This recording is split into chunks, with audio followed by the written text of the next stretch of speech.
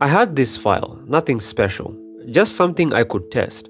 I wanted to encrypt it, but then I thought, why not go beyond? Why not test every major encryption method and see which one actually wins? So I ran a simple benchmark.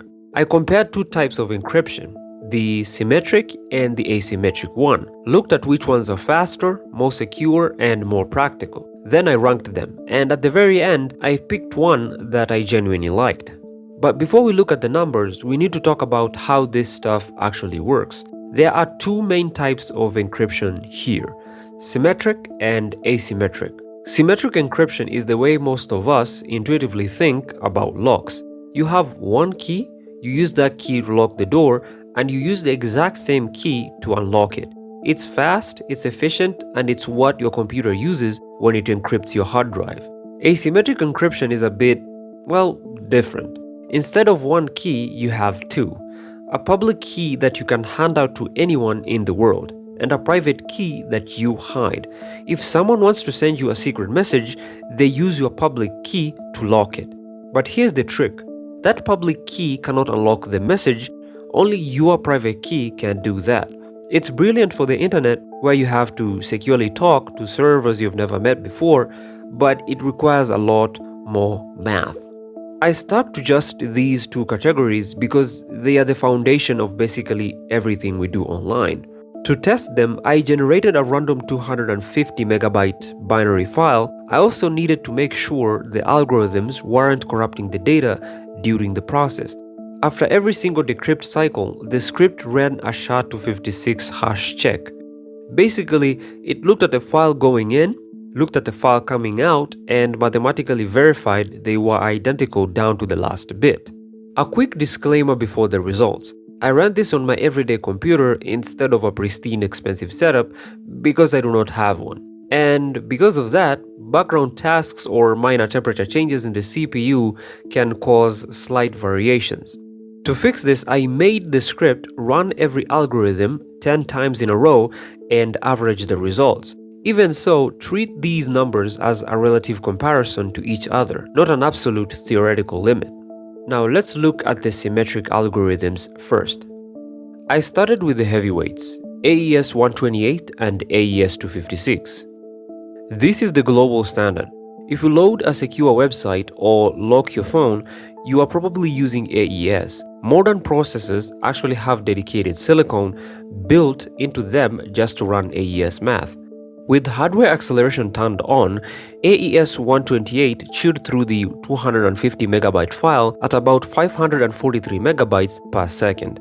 Now, decryption was even faster, hitting almost 989 megabytes per second. AES 256 uses a larger key, so encryption dropped a bit to 487 megabytes per second, but decryption still spiked over 914. Both of these go straight into the S tier.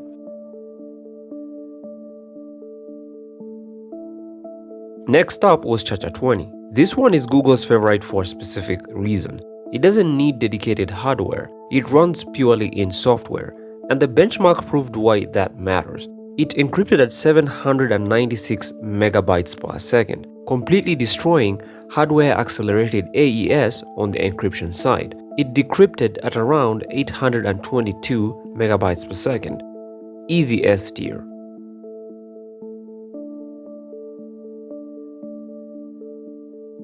But I wanted to see what happens to AES if you take away its unfair advantage.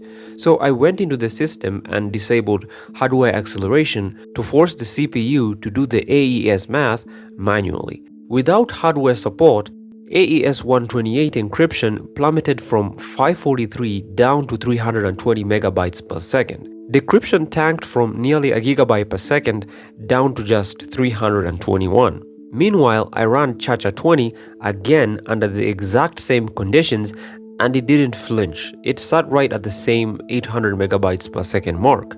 Just a quick note here.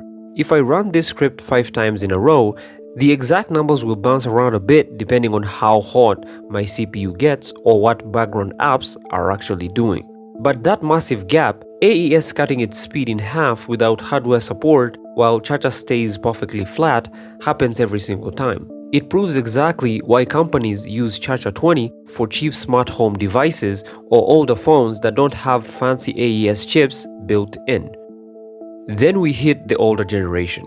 I queued up triple DES and I sat there and I waited. I honestly thought my Python script had crashed. Triple DES crawled across the finish line at 21 megabytes per second. It's a relic from the 90s, and watching it try to keep up with modern data sizes was, well, painful. So I'll put this in the F tier.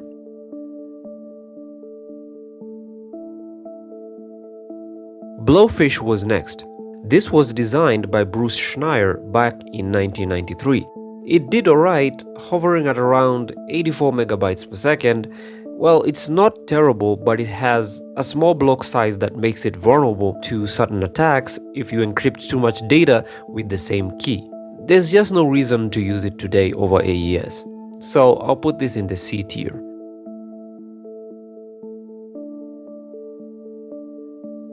Finally, the strangest one, the one-time pad, or OTP.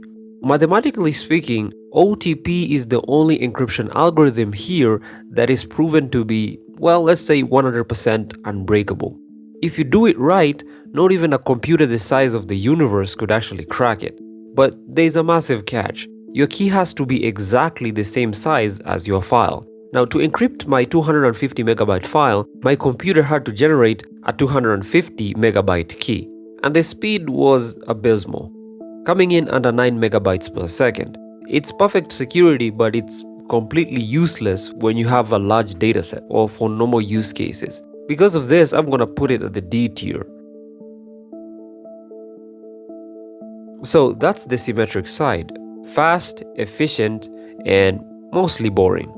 But asymmetric encryption is where things get interesting. I don't want to say weird. Because asymmetric encryption relies on complex math problems, like factoring massive prime numbers. It is fundamentally slower. You use it to encrypt a tiny hash of the file to prove you've signed it, or to securely swap a symmetric key. I started with RSA 2048. Generating the key pair took about 51 milliseconds. Signing the data hit about 300 megabytes per second. Now, it's reliable and it's the backbone of the early internet, so I'll definitely put this at the B tier. But computers are getting faster, so security experts recommend moving to RSA 4096 to stay ahead of hackers. Doubling the key size absolutely tanked the key generation time. It jumped from 51 milliseconds to over 900 milliseconds, nearly a full second just to generate the math required to start talking. Now, the actual signing speeds stayed roughly the same, but that initial handshake penalty is heavy. So I'll definitely put this at the A tier for security, but the overhead is annoying. Then I tested ECC, or Elliptic Curve Cryptography. This algorithm feels like a cheat code. Remember how RSA 4096 took almost a second to generate a key? ECC did it in 0.23 milliseconds, not 23, 0.23. It signed and verified data at 350 megabytes per second. But the craziest part is the key size. An RSA 4096 private key is over 3000 bytes. The ECC private key in my test was 227 bytes. It is a fraction of the size, a fraction of the weight, and provides the exact same level of security. So this is definitely gonna be on the S tier, no debate. I also ran Diffie-Hellman. This one is unique because it doesn't actually sign or encrypt data.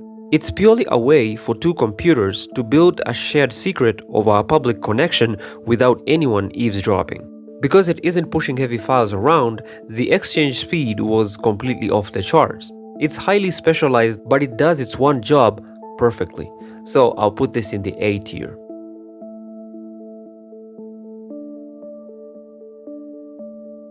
Lastly, DSA, the old government standard from the 90s. Generating the key for this took 366 milliseconds. It works, but ECC completely eclipses it today. I'll definitely put this in the C tier. Looking at that final tier list, a few things stand out. ChaCha20 and AES 256 absolutely dominate when it comes to heavy lifting. It's also funny how impractical the one-time pad is, despite being the only theoretically unbreakable code in existence. And then there's ECC, shrinking keys down to a couple hundred bytes while keeping them incredibly secure. Now again, your hardware will change these numbers. If you run this on a massive server rack, the speeds will shift, but the hierarchy usually stays the same. AES and ChaCha at the top, 3DS at the bottom. Also, I completely skipped hashing algorithms like SHA or password algorithms like bcrypt, and that's a whole different video for another day. As for my favorite, I have to go with AES 256. ECC is brilliant engineering, but asymmetric encryption is mostly just for locking up keys and signatures. I want to encrypt actual data, huge files, databases, archives, you name it. When you need to lock down the heavy stuff, AES 256 is still the king. The best encryption is the kind you don't even notice is running, and AES just gets out of the way. I actually built a whole separate project around it a while back. I'll put a link on the screen right now. If you are interested, you can go and check it out. Anyways, that's all for today. Thanks for watching, and I will see you in the next one.